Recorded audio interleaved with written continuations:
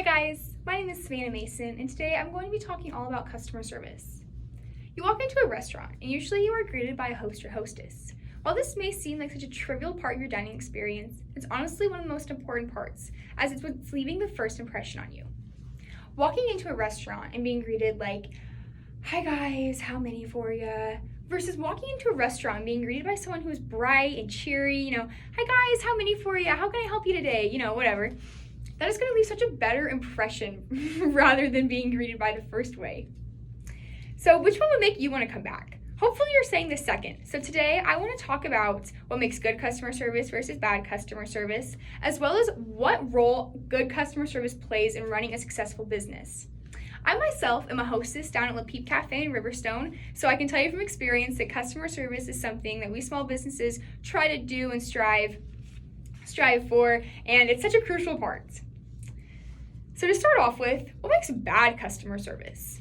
There's three main areas: body language, tone of voice, and how you react to a situation. So body language is such a big one because it really shows the customer if you are serious about the conversation you're having or not. Standing there with your arms crossed, maybe slouching, not making direct eye contact, looking at the floor, tapping your foot, that is all showing your customer, you don't want to be having this conversation, you don't want to be there, you're not taking things seriously, and just leaves a really bad mark for you. The next one is going to be tone of voice. Having a good tone of voice is so important. If you're going to sit there and talk down to them and, or maybe act like, play the victim, like, "Oh, well, I didn't know my product did this," or whatever, is really just going to show the customer you're not taking things seriously. Or if it could be the other way around, if maybe you're just saying like, "Oh, well, I'm really sorry, you need to make sure your tone of voice is you're talking to them like you're an equal to them. And then how you react to the situation. Maybe it was the food was cold or the product was bad, but you want to make sure, no matter whatever situation it is, you want to make sure that you're reacting in a way that the customer is not going to get more upset or more mad about the situation. A bad reaction would be, telling them, "Oh, go leave a bad review on my website. I don't care. What do you want to do? Talk to the manager." No, you want to make sure you're resolving the issues there, making sure things are going over smoothly. Worst thing, you do get your manager if things go bad, but yeah, just make sure you are reacting to the situation in an appropriate manner. Some examples of bad customer service includes leaving them on hold for too long, like transferring the call or just grabbing your manager real quick. That's way different than just leaving them on hold for 5 minutes because you don't want to address the situation at hand. Another one is just showing no empathy towards the customer. It might just be cold food or, a bad product to them or to you. But to them, it's what they just spent their money on. They want to be satisfied with whatever they're purchasing, and you as, working in customer service, you need to make sure that that's happening for them. So let's take a look at what makes good customer service. So the three same things we're going to look at are body language, tone of voice, and how you react to it. Good body language is making good eye contact, standing up straight and not slouching, and maybe making some gestures, nice gestures, are just really going to show the person that you want to be there, you're engaged, you're active in the conversation. Same with tone of voice. You want to be talking to them like you're equal to them, or maybe don't talk down on them, but just be equal. Make sure the situation's getting resolved, but that you're still maintaining a respectful manner.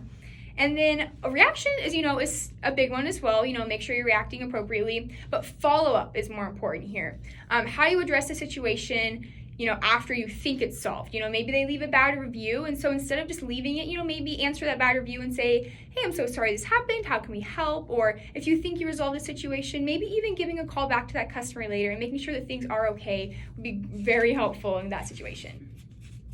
The magazine for customer service managers and professionals says, "One of the essentials to a good customer service experience is prompt response to all posted inquiries and product issues by the clients." So yes, reacting is such a big thing, but also following up on that customer service is just as important.